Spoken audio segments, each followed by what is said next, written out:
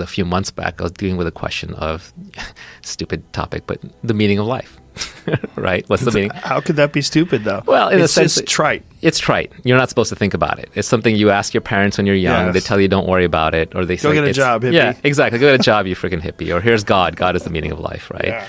And so I was just trying to resolve for myself, like, what could the answer be? Right? Not what is the answer, but what could the answer be? And so at a core level, I was forced to kind of hunt down all these weird little things and really understand for myself. And it's got to be personal, right? But I have to establish for myself what it could and could not be. And that gave me some level of peace. So now I don't have to keep asking that question. What is the meaning of life? I mean, I think the question is more interesting than the answer. Everyone should explore this on their own. But let me just explore a few parts with you, right? Okay. So first is, if I gave you an answer, if I said the meaning of life is to please God, well, which God? Okay, Judeo-Christian God. Well, okay, why that one? Why this thing? The problem is it's a why question. You can keep asking why forever, right? Any answer I give you, you'll just ask why again, why again, like why a little again. kid. That's right. And you end up in a place called Agrippa's trilemma. Okay, this is a philosophical exercise, but I kind of thought it through, then Googled around, and there's a thing called Agrippa's trilemma. And Agrippa's trilemma says that any questioning like this, why, will always end in one of three places. Okay, first is infinite regress, right? Why? Because of this. Why that? Why that? And just keep going forever. The second is circular reasoning. Well, A. Why A? Because of B. Well, why B? Because of A. Right? You get trapped in that. Or the third is an axiom.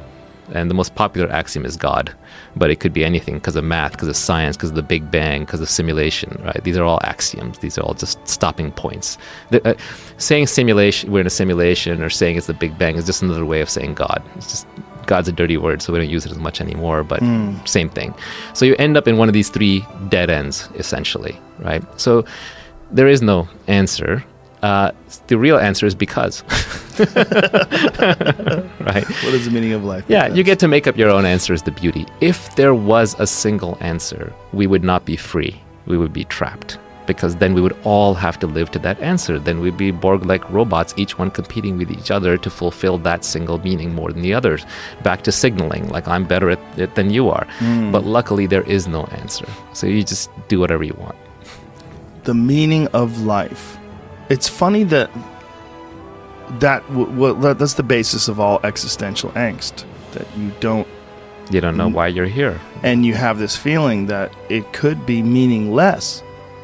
It is, I mean, when you start pondering the multiverse, the universe, the galaxies, the solar system, the planet, the organism, the cells inside the organism, the bacteria, the parasites, right, the symbiotic relationship we have to our environment, and you start going, Jesus Christ, what am I, just a little piece of this thing? It's like, well, the answers to all the great questions are paradoxes. Yeah. So for example, you're asking, like, do I matter? That's like really the question you asked, right? Well, how do I matter in this infinite universe? Well, on the one hand, you're separate.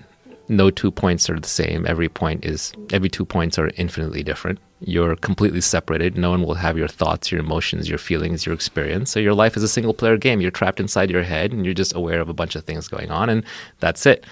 On the other hand, I cannot say the words Joe Rogan without invoking the entire universe. Joe Rogan, alien comes along, says, what's that? Joe Rogan. What's Joe Rogan? It's a human. What's a human? Bipedal ape. What's an ape on the earth? What's the earth? Planet. What's a planet? Solar system. Where was the carbon made? Inside stars, right? It's like I have to create the entire universe to just say the words Joe Rogan. So in that sense, you're connected to everything. It's inseparable. So the answer to that question of do I matter is I am nothing and I am everything. And you'll find this with all the great questions. The answers are all paradoxes, which is why at some level it's sort of pointless to pursue them, to find a trite answer like I'm giving. But the act of pursuing them is actually really useful, because then it gives you certain intrinsic understanding in your life that brings a level of peace.